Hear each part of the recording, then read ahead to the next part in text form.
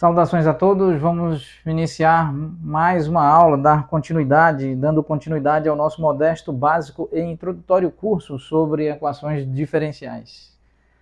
Muito bem, então nesse contexto e usufruindo destas propriedades advindas da análise real, bem como do cálculo diferencial e cálculo integral, nós podemos aplicar a integral em ambos os lados da igualdade.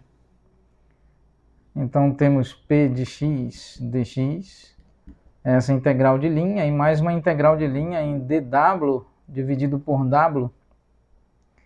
Isso implica, logicamente, que nós temos integral de p de x dx igual ao logaritmo natural do módulo de w, logaritmo natural.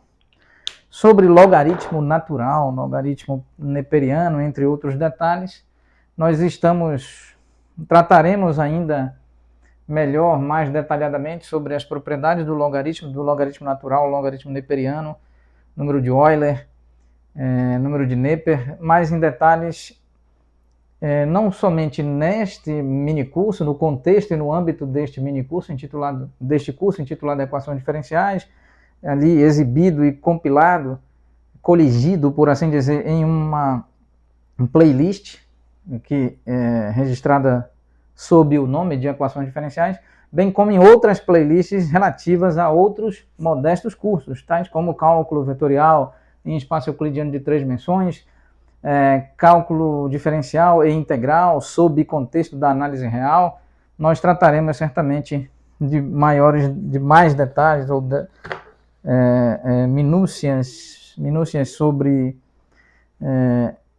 as funções e as funções logarítmicas e exponenciais, bem como suas propriedades. Muito bem, então nesse contexto, se nós usufruirmos aqui das propriedades das funções logarítmicas, nós temos então, no caso do logaritmo natural, nós temos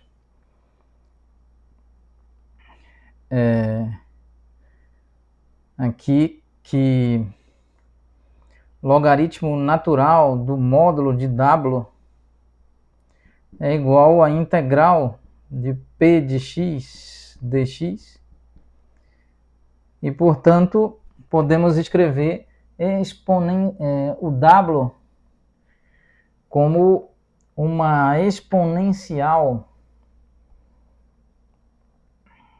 o w de x como uma exponencial cujo argumento é uma integral de linha de p de x dx.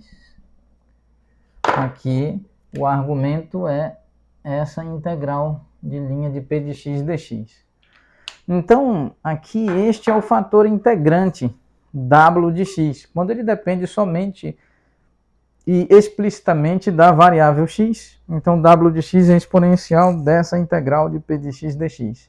A integral de p de x dx gera uma função que depende de x para uma integral indefinida, uma integral não definida, cujos limites de integração não estão definidos, então gera uma função que dependerá de x, e portanto a exponencial terá um argumento cuja dependência funcional explícita está em termos da variável x, o que implica, por consequência e por conseguinte, que w dependerá de x. Muito bem, este é o fator integrante, fator este que garante a construção de uma equação diferencial do tipo linear e do tipo exata, sobretudo do tipo exata. Então, agora vamos voltar para a nossa expressão, retomar a nossa expressão. Esse é o fator integrante.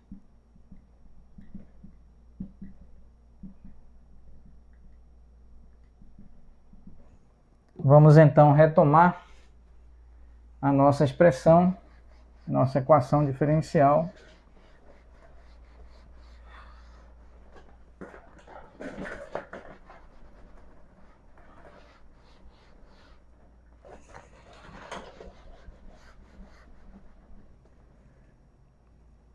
Então vamos voltar a retomar nossa expressão. Nós temos a seguinte expressão: dy dx mais p de x multiplicado por y é igual a q de x. Ótimo. Em princípio, esta equação diferencial não é do tipo exata, é uma equação diferencial ordinária, de ordem 1, e do tipo linear. Porém, não necessariamente é uma equação diferencial do tipo exata. E como ela poderá tornar-se uma equação diferencial do tipo exata? Recebendo a multiplicação em ambos os lados da igualdade de um fator integrante, o qual foi tratado aqui, foi tratado em linhas anteriores aqui. Muito bem. Então, nesse caso, vamos cuidadosamente multiplicar o fator integrante com dependência funcional somente e explícita somente na variável x em ambos os lados da igualdade. Aqui.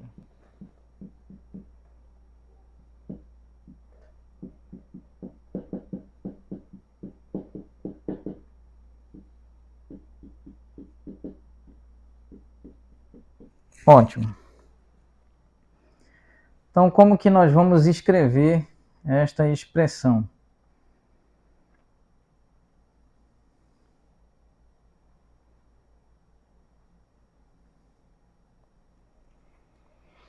Então, assim, nós obtivemos o seguinte resultado para W. W de x é igual a exponencial, cujo argumento é a integral de p de x dx. Ótimo. Então, fazendo essa substituição, nós temos exponencial da integral de p de x dx multiplicado por dy dx mais exponencial integral de p de x dx multiplicado por p de x multiplicado por y igual a a exponencial da integral de p de x dx no argumento e multiplicado aqui por q de x. Vamos então cuidadosamente analisar esta expressão.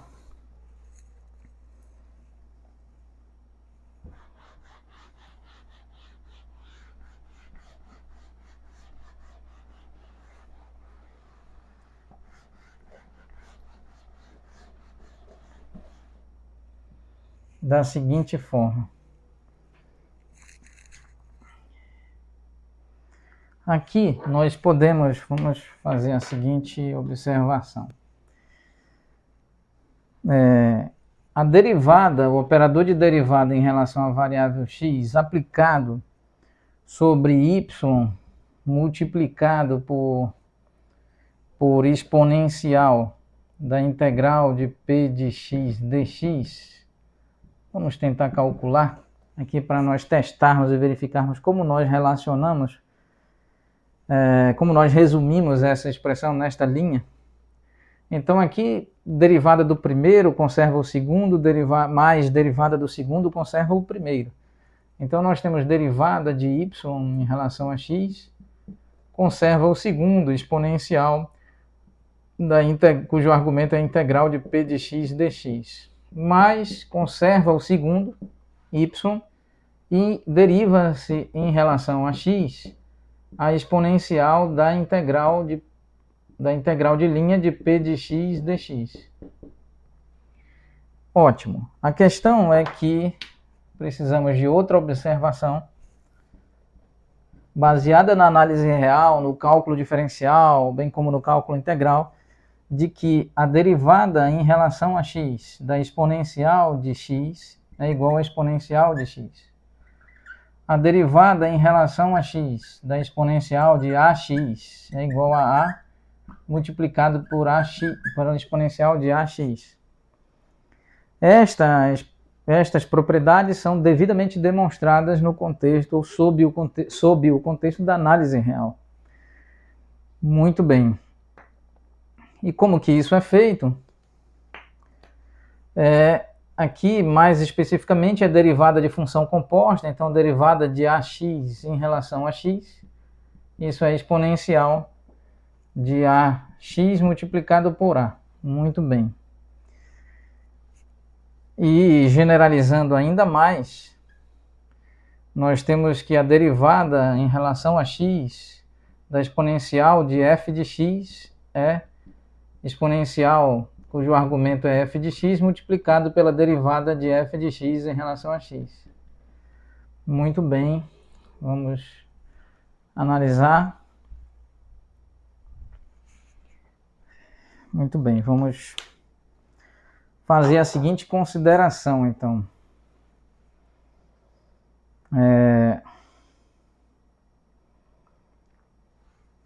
Vamos escrever a derivada